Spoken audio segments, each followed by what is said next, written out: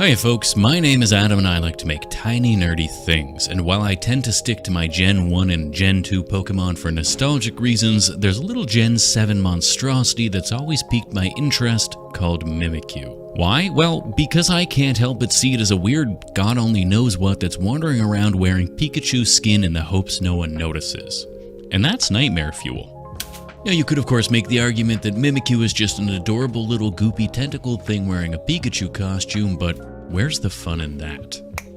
No, I'd like to imagine that it's a weird crab-like monstrosity that, much like a hermit crab wearing the best seashell it could find, it chooses to wear the skin of its slain victim as a means to pass by unnoticed. So to that end, I'm going to start building my Mimikyu by making 6 long creepy legs wrapped in wire and aluminium tape with a big creepy earwig tail on top. The earwig tail will be holding Pikachu's head aloft and the tips of the tail will be extending out of the top of the head to make Pikachu's ears. I realize that this probably isn't canonical, but we all know you didn't click on this video for canonical accuracy. Otherwise, once the pose is positioned properly, I can start slapping clay onto the body of the beast, building up a thin layer over everything, but leaving the legs for later. I don't have a weird crayfish bug thing specifically in mind, so I'm kinda winging the design as I go, but I know that I want to keep the overall dimensions sort of cylindrical so the Pikachu skin can drape seamlessly over the top, hence the tail sticking straight up. I'll give it a nice soft squishy underside, then move to the front where I can poke a sad little face and 2 big eye divots before deciding that this isn't nearly awful enough, so I'll fill the mouth with lots of little tentacly bits before fitting 2 oversized eyeballs in place. Then it's onto the back of the body stealing beast where I can start adding chitinous dorsal plates running all the way up to the tips of the tails, which will end in little spikes. I'll come back and refine the shape of the plates to make them look a little more natural, then it's into the oven to bake before beginning the inlegging process, which I'll quickly realize would be a hell of a lot easier if I pulled the legs straight. Now with the legs less bendy, I can start to cover the wire in a very thin layer of clay, regretting my decision immediately to cover them in tape since it's making smoothing them out an absolute ball ache, but not so much that I'm willing to take the time to remove the tape in the first place. Otherwise, I can bend the legs back to their original position and add some little separations between the segments, and that's my Mimikyu body all but done, so it's time to make a head.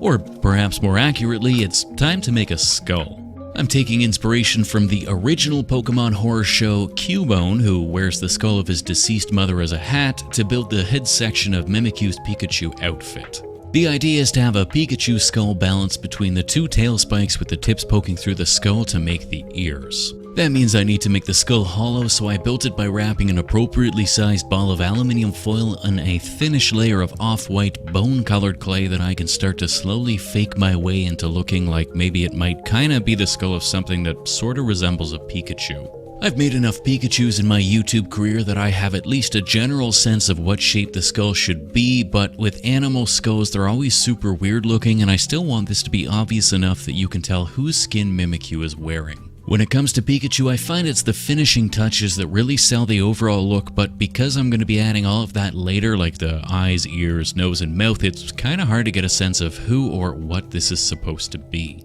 Fortunately, all this is going to be covered in clay anyways, so if it really sucks, you're never gonna know. Speaking of things that are covered though, I gave the skull some teeth for some reason before giving the whole thing a toothbrush texturing, followed by some final fractures and fissures in the surface to really hammer home that this is a skull. Then it's into the oven to bake, before pulling out all the internal aluminium.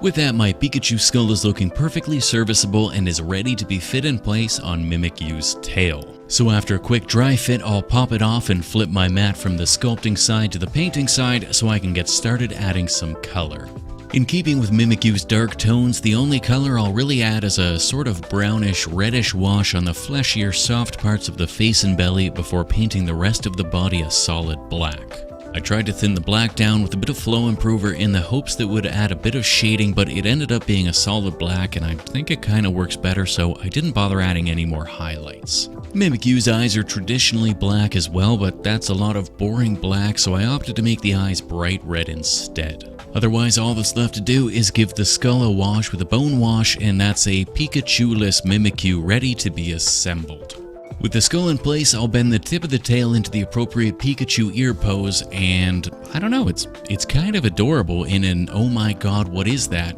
kind of a way. Regardless, that's the body finished, so it's time to make a skin suit. However, before I do that, I need to make a little support around the neck, so I've got something that I can drape the lower half on top of. And with a little underhead halo in place, I can set Mimikyu aside and flatten a block of cheese into a sheet of Pikachu's skin. With it nice and flat, I can then cut my thin slice of cheddar cheese to size by laying a baking tray in the middle and kinda cutting a circle around it, then removing the center and opening up the side, so I can drape it around the body, attaching it to the mount that I added earlier, completely covering the entirety of the work I spent the last 2 days meticulously sculpting. Once I've cut away the excess and blended the two pieces together, I'll find the eyeballs in the front and cut some slits to set them free before using some tools and tweezers to tear at the clay until it looks like not so freshly torn flesh. I'll then work my way around the body, freeing each of the legs as well, again tearing at the bottom of the skin suit to make it look like torn and tattered Pikachu leather. Otherwise, with the base of the bodysuit ripped up, I can take some ball styluses and start pressing the clay into a more natural, droopy, drapey appearance before coming back with my scalpel to cut lots of gouges and rips and tears into the skin suit's torso. To make the head, I'll begin filling the empty space around the skull with some yellow clay so I have a nice solid base so I can begin the skull and skinning process in earnest, again covering up all that hard work I spent hours getting just right.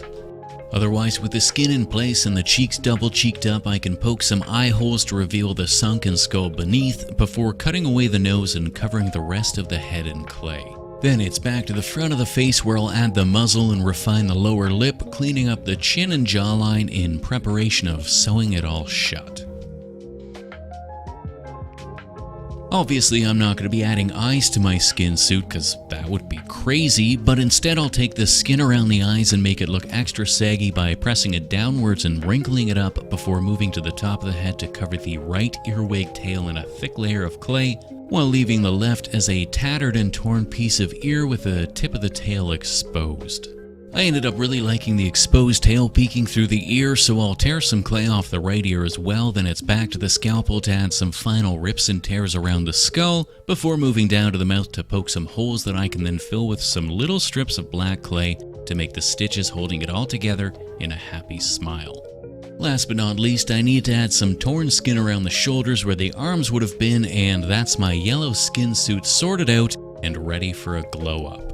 I've mixed some bright yellow paint with a whole lot of white to create a washed out pale yellow that I'll stipple aggressively around the body to add some texture and color variation, repeating this process with an even lighter shade, focusing on the larger surfaces. I'll then stipple a couple shades of red under the cheek to make the red Pikachu cheek dots before spinning the whole sculpture around to paint the back and tail, one of which seems to be suspiciously absent.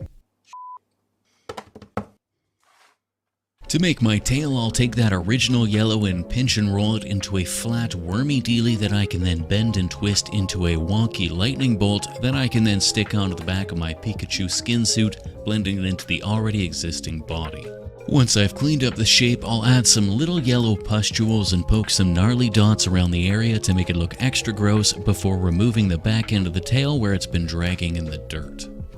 With that, I can toss the whole thing into the oven to bake once again,